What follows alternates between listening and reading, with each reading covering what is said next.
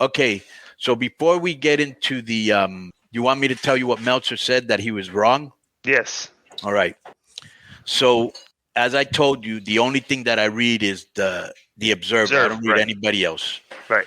And so, and bro, I don't read anything unless it's a link I see to a story on Twitter or something So I've never gotten dirt sheets. So for those of you that don't know, I've known Meltzer for probably about 30 years. Okay. Mm-hmm. And since he won't come on our show, and I'm sure he'll read this somewhere through our boy Sports Kita, who does such a fine job of making sure that, that our clickbait stuff, right. Yeah. They do what we do on YouTube. They take our stuff and clickbait it and stuff, right? Yeah. Right. And or their algorithms or whatever. Yeah, well, it's a computer-generated articles sometimes. Right. I guess they listen to the show and the text, whoever listens to it, they listen to it, they let the computer listen to it, and the computer spells out the text in the article, and it doesn't get it right sometimes because, we're right. So it's just a mess. So okay, so there were two things he said that he was absolutely incorrect, and to me, he has a strong voice in the community, and I got nothing respect for him. But people that don't know any better believe what you say. Okay, right. So you just made two comments that were erroneous on the ADR situation. Number one, and I quote, "Just based on a lot of its actions of late, AAA seems at time desperate for something big." All right. I would like to know, I'm not sure what actions of late you're referring to that reek of desperation, because the one thing I can tell you, we're always trying to not rest on our laurels and give the fans surprises and over deliver when we can, so that we don't do anything out of desperation. And we have good houses.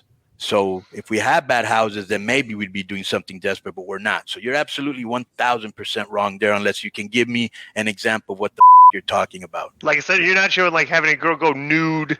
We're not hot shotting. Right. We're not doing nothing, bro. We don't do. We're just not. He's absolutely wrong. Okay. Here's the other one.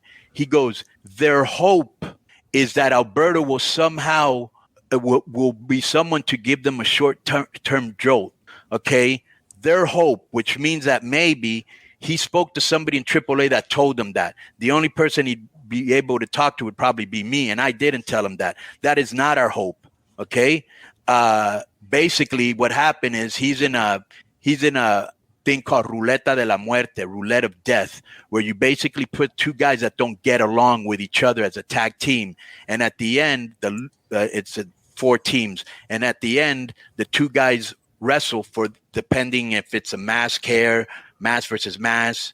I think his partner is Pentagon.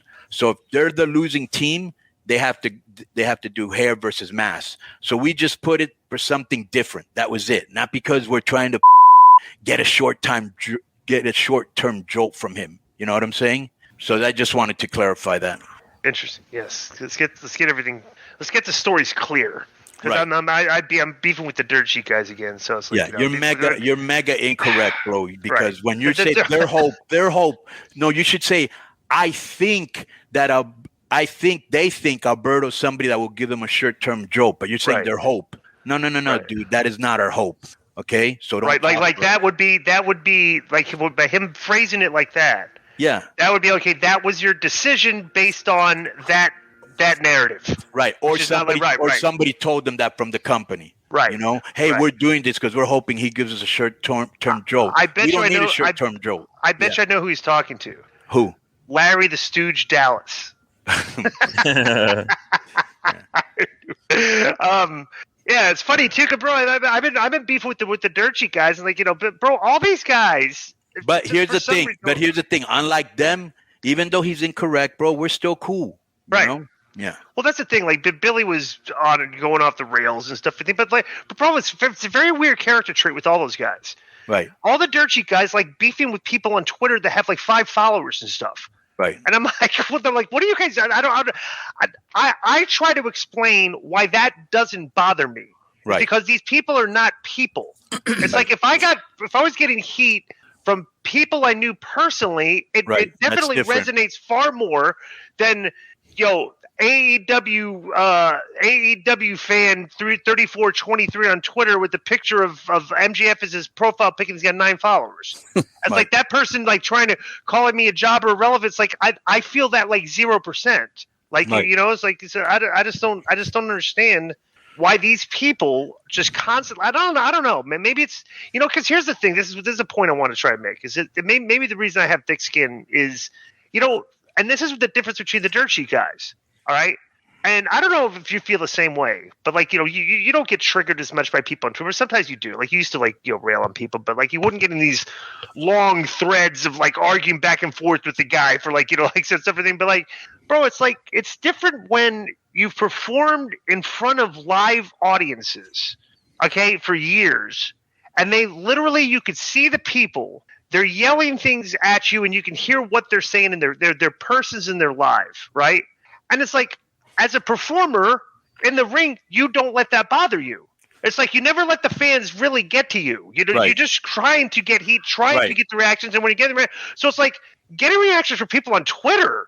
That's like nothing to me. That's like bro, I would literally like go down and there's a guardrail separating me and a person. I'm getting in the guy's face. He's yelling at me. And it's like if we pulled the guardrail away, this guy might try to hit me. Like that's completely different than like being beef with people on Twitter. Like they're Twitter tough guys. You can't fight them. They're doing, but like I don't care. They're like nobodies. They're not people in my opinion. So whatever. Right, bro. There's many times that I'm a heel and people have thrown beer at me from like really close, or they've hit me with a coin in the head, and I just don't sell it. Right. So why would you sell on Twitter? Right. It's ridiculous. Yeah, at the beginning, I really wasn't sure what Twitter was about. So if you came at me, I just came back. And then I was like, who the are these guys? Coming at, You click on then you start clicking on their profiles. Right. It's like, who is this? It's like, this person has 9 followers in 3 years. Like, come on, what am I wasting? It's like, and that says something. Like people say, well, it doesn't matter how many followers. No, it does matter how many followers you have. Because, bro, like I have friends in real life that follow me on Twitter. If you don't even have any friends in real life that like you can't even get like 9-10 people to follow you. That's like problematic. That says a lot about you. Well, not only that, right? Because you're thinking. So this guy who doesn't know me went out of his way to publicly, insult me. They're the ones trying to be relevant. Right. And they're calling me like, oh, I'm trying to be relevant. No, you're actually trying to be relevant by coming to me. It's like you don't even get that. I just think people are really angry from, everything from to social media. You can hide behind and have a tough guy persona. You know what I'm saying? Right. But and plus it's just a very toxic environment at times. So everybody gets caught up in that, That's why you see on Twitter, I don't really interact that much. I just post. Right. Yeah. Yo, what up? This is Konnan, and I host Keeping It 100. My co-host, Disco Inferno, unfortunately. Well, I'd say you're my co-host. Listen, every Thursday here on Spreaker, we talk pro wrestling, sports, movies, music, TV, pop culture, and some politics. It's everything the rest of the pro wrestling podcasts are not. Tune in to hear myself, the superior one, educate and inform. Tune in to hear me bury Disco.